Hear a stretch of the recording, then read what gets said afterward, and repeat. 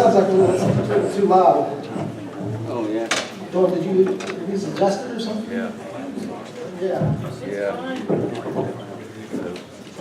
If anybody in the front row wants to move to the back, you're welcome to. I understand if you do. Carol, please let the record show that Supervisors Cassiola, Savavic, Fisher, Calvin, and Ezio are in attendance. In addition, we have our Township Manager, Tom Chanuso, Chief of Police, Sean Bakovinsky, our Public Works Director, Bill Baltorf, our Director of Zoning, Bruce Bosley, Township Engineer, Dan Dazra, and our Solicitor, Gretchen Moore. At this time, you're probably aware if you have any comments or questions on agenda items, this is the time you can ask them. We'd ask that you come up to the microphone, please. If it's something unrelated to the agenda, we have a spot near the end of the meeting. So any questions on the agenda? All right, we do have some announcements. I think everybody has a copy of that, so you can read the announcements yourself, please. We're going to go right to our resolutions. Our 053-2017 is considered an application for payment one and the final for excavation solutions for the removal of the West End Bridge. Yeah, I guess it's completed. It's all completed, Good job. This guy. Is there a motion to? I make that motion. I'll second it. It's been moved and seconded. Those in favor signify by saying aye. Aye. The motion carries. For our 054-2017, it's a PRD master plan revision of the overlook on Anger Road.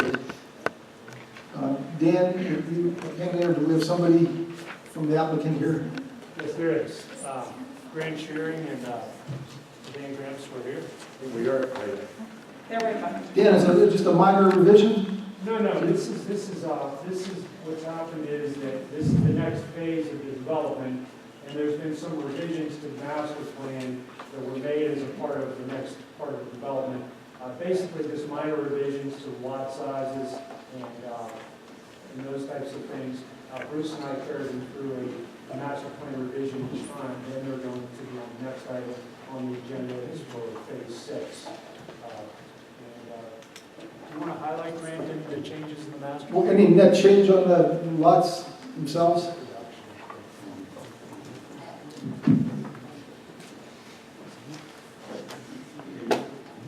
Yes, the change was just Would you please pick up the microphone? It helps. My name is Grant Shire with PVE. The change was from 90-foot lots to 75-foot wide lots. The overall density has not changed. How about in that phase? Within that phase, we've increased, I believe, by 6 lots. You said I went from 90 to 75. Correct. I never liked it. Just to add additional lots, Shrink the width of the lot. so that you can add those additional lots. Correct, So they because can- we're in phase 7, in a future phase, we're going to be taking some of those lots are going to be taken out. So they're just switching to phase 6. Okay. Is that market or topography that you run into? Is there any particular? I believe it's market. All right. Any other questions on the revision? Was there a motion to approve that master plan revision? Second. It's been moved and seconded. Those in favor signify by saying aye. Aye. The motion carries. We have for 055-2017, it's a subdivision plan for the overlook phase 6. You going to handle that? This is phase 6 part of the plan. This consists of 62 single-family lots, stormwater management facility, and this is also the part of the plan, this planned connection to Burnside Road. What we required the developer to do is hold a meeting with the residents up there on Davis Lane who are affected by this change. And Mr. Gramps is the developer's solicitor, and he's hearing the previous meeting. I was not there myself, but they did provide minutes of the meeting. It's my understanding that the residents all understand the plan. It was all previously part of what happened on the property that was transacted many years ago. But I thought it was necessary to bring all the present residents up there up to date on what was going on. And everybody, with my understanding and the minutes is that they're pleased that the portion of Davis Lane is now going to be paid, and they're just going to make the connection with the driveway to it. So they're actually getting an improvement out of it. There's also the heavy buffer planted along the edge of their driveway as it goes up to the residence. All right, Dan, do you recall, I had gotten a call from a resident that thought the flagging was being done on his property. Did you said you would talk to them about that just to make sure they're comfortable in their engineering and their surveying? Yeah, I'm not aware of the Yeah. flagging. I didn't speak to him on that, but they had the meeting with the people overall. Correct, and Dan's approaching right now. I actually wasn't part of that meeting. I have the same understanding as Mr. Dizeroff about the procedures in that meeting, but Mr. Rams can speak to that. Yeah, we had very You come over good, by the microphone. we had very good attendance at that meeting. Almost all the residents were there, including some that actually have the driveway on Burnside and not Davis. We invited everybody that was in the neighborhood. What you said, not Davis? There's one resident that is a Davis family, but their driveway's on Burnside, their side yards on Davis. We invited them to the meeting, as well as everybody that had access Were they on there? Davis Lane. Yeah, they came. I think there was one woman in Florida who apparently has an abandoned home there and hasn't paid attention to it for years. She was the only one that didn't come. There was the one sister, Tiffany, wasn't there, but the brothers all said, "We're here representing our sister," and they were all very pleased that they expressed to us that they had water problems along Burnside during the rains, and they were happy that there was going to be a culvert and water problem taken care of, and the paving coming back. They were very grateful for whatever paving they could get. They invited us to pave their tower road. We just stuck at the 250 we were doing.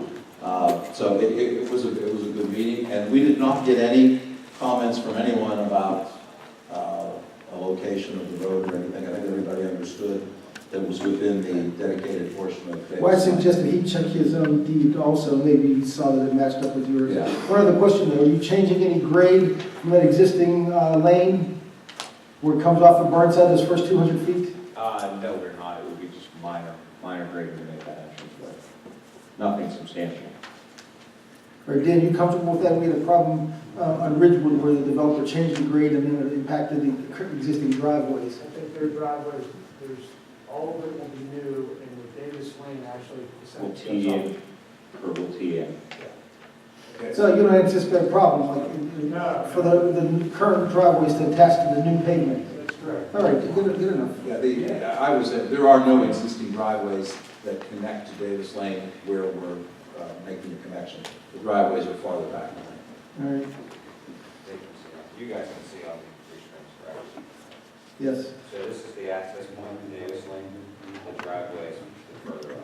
So any driveways here will connect and feed into the newly configured out Davis Lane. Any questions? Is there a motion to approve that subdivision? I'll make that motion. I'll second. Been moved in second. Dan, this is the subdivision that goes along with the revision, right?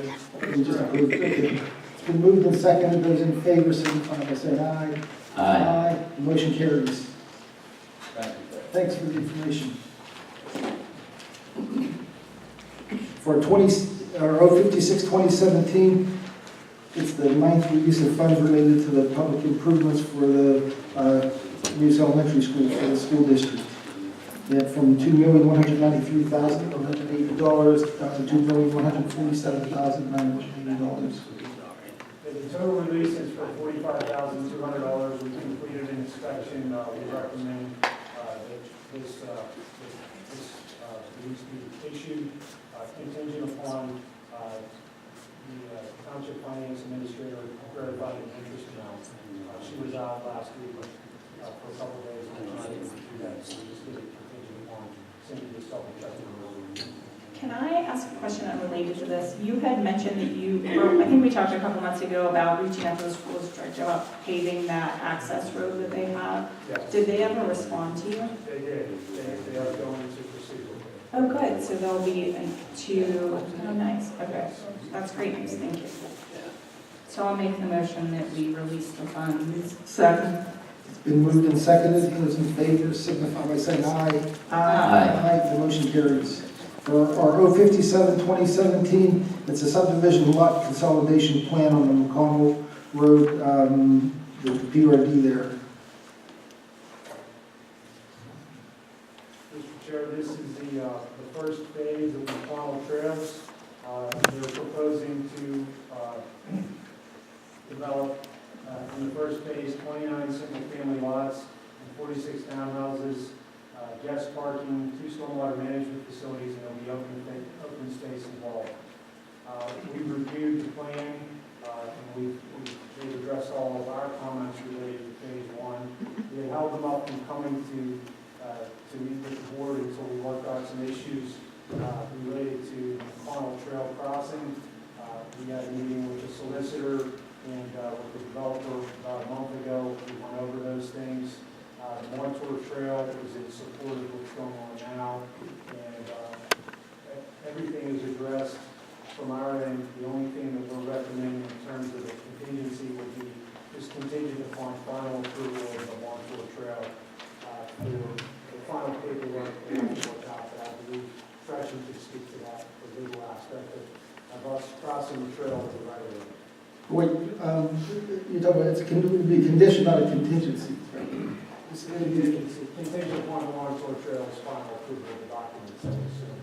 Right, so we drafted a deed of dedication and an easement agreement whereby the Montour Trail Council would grant Cecil the easement over the trail for access, maintenance, repair, etc. So those documents are now with the developer. They're waiting for a response back from the Trail Council.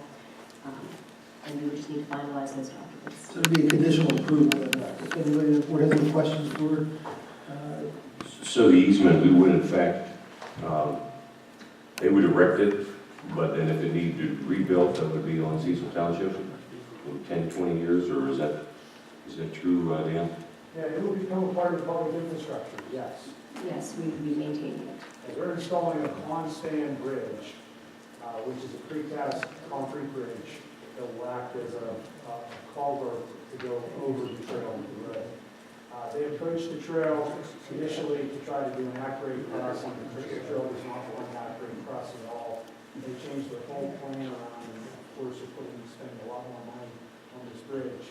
I have a lot of familiarity with this bridge product. We spent a couple $1 million up in the North Hills putting these in a couple of years ago. It's a great product. It will last.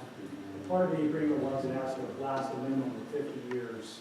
So we're going to have them actually put the concrete in and coat it to preserve the life of it even further. So it's really just a simple crossing, just to keep the bikes on the It's a safer situation for sure. Will we be protected with 50 years or something documented like that in that agreement, or is that spelled out? Well, it's still subject to a developer's agreement. If there's any of the conditions that were carried forth on the PRD, I would assume would be carried forth in the developer's agreement, and we'll work with the solicitor on that. But that's a condition of that was a condition of your approval of the PRD. It's already a condition. it last? It was about a year ago, right? About a year and a half ago. Tom, as far as emergency vehicles getting in, across the bridge and down the trail under the bridge, is that going to be a possibility? What problems are we looking at with that? Yeah. In terms of the ability to access the trail from that vicinity, I'm not sure that that's going to be the exact location. Grant, can you speak to that? Grant